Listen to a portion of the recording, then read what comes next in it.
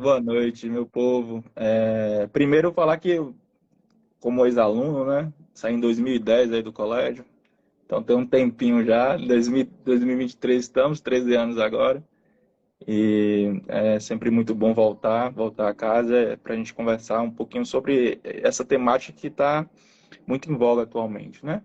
Quando a gente estava falando, né, sobre a questão da saúde mental, do autocuidado, que trazer, né?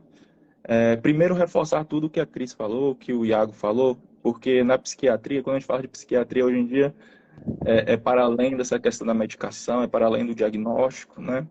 A escuta tem que estar presente, o entendimento em relação às pessoas tem que estar presente, todo esse autocuidado que a Cris trouxe é algo que a gente trabalha na psiquiatria, porque é um ponto fundamental, que a gente não quer que chegue um transtorno. Chegando nesse transtorno, a gente vai trabalhar, obviamente. Tem muitos transtornos para a gente conversar em relação a essa parte, e associado ao autocuidado, mas quando me convidaram, né, para participar dessa live, eu fiquei pensando em como eu poderia agregar aqui, né, conhecimento, agregar para a gente poder discutir. E aí, um dos primeiros pontos que, no início da minha consulta, né, eu sou psiquiatra, estou atualmente fazendo uma subespecialização em psiquiatria infantil aqui em Belo Horizonte. E nas minhas consultas de psiquiatria, um dos primeiros pontos que eu sempre trago é para a gente discutir rede de apoio, né? E aí, logo no início, eu pergunto quem é a rede de apoio do paciente que está vindo me procurar.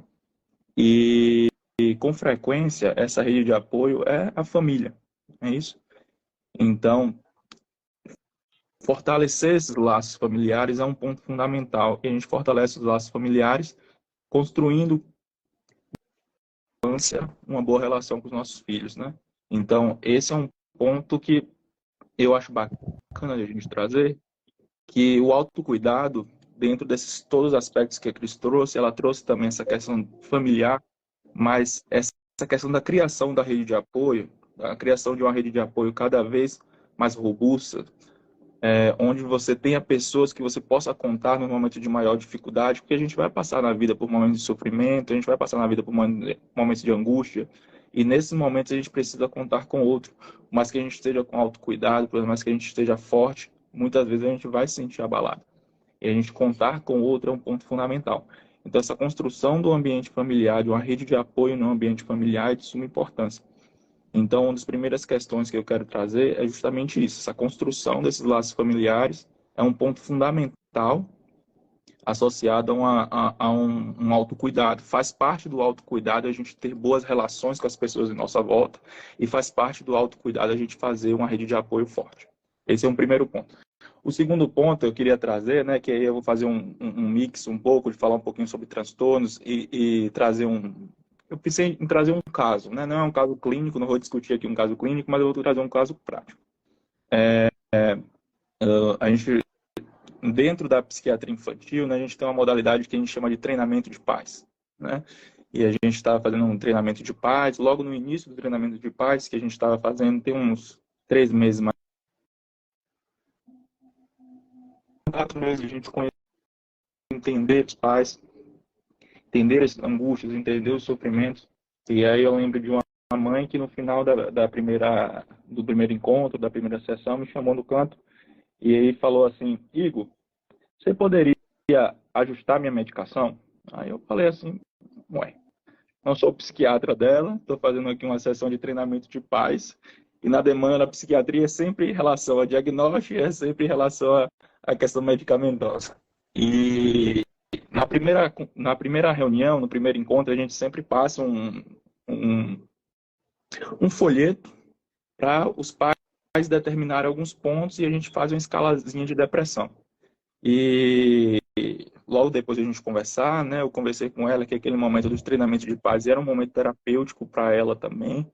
A gente iria apostar nessa questão da terapia, que eu não era o psiquiatra dela, reencaminhei ela para o centro de saúde, que era onde eu estava fazendo seguindo o acompanhamento com a psiquiatria.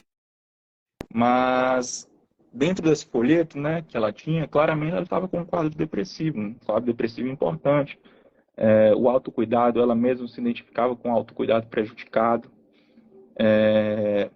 Eu lembro que ela relatava lá dentro dessa cartilha, desse folheto, um quadro de tristeza importante, redução do autocuidado, pensamentos de morte. Tinha os filhos como um fator protetor importante para evitar prováveis passagens, né? Passagem ao ato que a gente chama, mas tinha pensamento de morte associado, tinha um ponto de angústia importante associado, então tinha um cansaço físico, um cansaço mental, pensamentos negativos em relação a si, pensamentos de culpa, pensamentos de não ser suficiente. Então, estava bem caracterizado ali um quadro depressivo associado ao quadro dela, né? E na primeira abordagem, a gente estava focando aqui no treinamento de paz. Então, o treinamento de paz basicamente, não vou conversar aqui sobre treinamento de paz, não é o objetivo, mas a gente fala muito sobre regulação emocional, a gente fala muito trazer habilidades, trazer ferramentas para os pais conseguirem lidar com as questões do dia a dia dos filhos, né? Porque são muitos desafios, os jovens têm muitos desafios hoje em dia com com essa gama de informações que nós temos, né? Nós psiquiatras também estamos cheios de desafios, a gente pode até falar depois sobre essa questão dos autodiagnósticos, da automedicação e todo esse ponto. Então, voltando para o treinamento de pais, então é voltado justamente para a gente dar ferramentas, para a gente trazer habilidades para os pais conseguirem lidar com suas questões. E aí foram 10 sessões, foram 10 encontros que a gente foi acompanhando, e no decorrer daqueles encontros, mesmo usando a mesma medicação, isso eu quero deixar claro. No decorrer dos encontros, dava para se observar, ali do quinto para o sexto encontro, dava para se observar que o autocuidado dela mudava, né? Então ela já chegava já com o cabelo arrumado, já chegava com a maquiagem, já chegava com um sorriso no rosto, já chegava conversando melhor com as outras mães, conversando melhor com a gente. Dava para observar essa evolução, e essa evolução no autocuidado e essa evolução no humor dela. Na 10ª sessão, né, no 10º encontro, a gente conversei com ela, né, sobre a questão da medicação, ela seguia com a mesma medicação, e a gente passou novamente um protocolo, né, para ver um questionário para ver como é que estava o quadro depressivo dela naquele momento. E sem precisar de nenhuma medicação, sem precisar de nenhuma intervenção da psiquiatria, e sim focado em dar ferramentas, ela melhorou muito o quadro depressivo dela. Então, assim, já não tinha critérios para um quadro depressivo. Você via que na evolução, esse autocuidado, ela foi inserindo no dia a dia as ferramentas que ela foi recebendo sobre regulação emocional, sobre lidar com essas questões do dia a dia. Ela observar que ela estava dando conta de fornecer ao filho uma atenção, um carinho, um cuidado, que é um ponto fundamental que a gente traz também na terapia de paz, no treinamento de paz. O reforço do vínculo com os filhos, tudo isso levou a uma melhora do quadro depressivo dela, porque quando a gente tem ferramentas, quando a gente consegue dar conta de resolver nossos problemas, nossa autoestima eleva, a gente fica se sentindo melhor. Então, a gente observa que sem medicação, sem precisar de aumento de medicação, sem precisar de ajuste de medicação, ela teve essa melhora do observando e trazendo ferramentas para o dia a dia dela. Então, assim, o que eu quero deixar aqui de mensagem é que nem sempre, né, principalmente no meio que a gente está, no contexto que a gente vive, no contexto de muita medicação, da busca pela medicação, nem sempre a medicação vai ser a melhor resposta. Pode ser lá no início, se eu tivesse feito um ajuste medicamentoso, ela poderia ter dado uma melhor, mas se os problemas persistem, se a temática que traz sofrimento, que traz angústia está ali, está persistindo, muitas vezes a medicação vai atenuar o sofrimento, mas não vai trazer uma resolução. Então é importante a gente, nesse contexto, a gente buscar habilidades. Então entender o que é que está faltando do meu autocuidado, por que eu não estou priorizando o meu autocuidado, qual ferramenta eu não estou conseguindo utilizar para melhorar esse autocuidado. É porque eu estou muito ansiosa, estou muito angustiada no dia a dia, estou estressada, estou muito irritada, não estou dormindo bem, meu sono está prejudicado, estou acordando durante a noite, estou tentando dormir. Será porque eu estou com um humor mais deprimido, estou mais angustiada? Não significa que você está com um quadro depressivo, né? São duas coisas diferentes. Tristeza e depressão são duas coisas diferentes.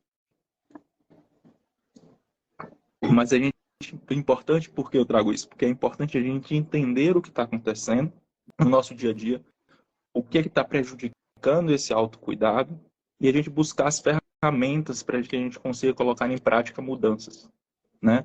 Todos esses pontos de autocuidado que a Cris trouxe são pontos fundamentais para o nosso dia a dia. É importante a gente entender o que está faltando para que a gente consiga encaixar melhor no nosso dia a dia, para que a gente não acabe levando a um sofrimento, a um quadro psiquiátrico mais importante, a um quadro depressivo mais importante, um quadro ansioso mais importante. Então, não queria falar muito de diagnóstico hoje, não. É claro que se a gente quiser marcar um próximo combinado, a gente conversa assim sobre as possibilidades terapêuticas, sobre os diagnósticos que a gente tem associados, mas basicamente o que a gente traz na psiquiatria em relação a diagnóstico? O Iago cantou essa bola, então a gente vai matar ela aqui. O autocuidado, ele está basicamente presente em todos os... O prejuízo de autocuidado está basicamente presente em quase todos os transtornos psiquiátricos. Isso aí não tem dúvida alguma. Num quadro de ansiedade, por exemplo, essa angústia pode levar a você esquecer dessas questões. Eu sempre brinco com meus pacientes que quando a gente começa a ficar muito estressado, com muitas demandas, com muita coisa no dia a dia, uma das primeiras coisas que a gente começa a abrir mão é de coisas que faz bem pra gente. Uma das primeiras coisas que a gente abre mão é ir para academia, fazer um esporte. A gente nunca tem tempo de sair com os amigos, de encontrar os amigos, de priorizar coisas que não faz bem, né? E a gente consegue priorizar outras mil coisas, mas a gente esquece de fazer essa prioridade em relação às coisas que nos fazem bem. Então, o quadro ansioso pode levar você a buscar sempre trabalhar, buscar sempre essa questão de mais, que é um ponto positivo, mas existe limite para tudo na nossa vida. Então, tudo em exagero pode trazer um ponto de angústia. Então, essa questão do autocuidado, ela permeia basicamente todos os transtornos psiquiátricos. Um quadro depressivo, você vai ter a diminuição do autocuidado, um transtorno fóbico, uns quadros psicóticos. Então, assim, a redução do autocuidado, ela vai permeabilizar em basicamente quase todos os diagnósticos psiquiátricos. Inclusive, uma das coisas que a gente faz na psiquiatria quando o paciente entra é o exame ectoscópico, é avaliar como é que está o paciente, como é que está esse autocuidado, como o paciente está se vestindo, como é que está se portando. Tudo isso é avaliado quando você entra ali, quando a gente está avaliando o paciente.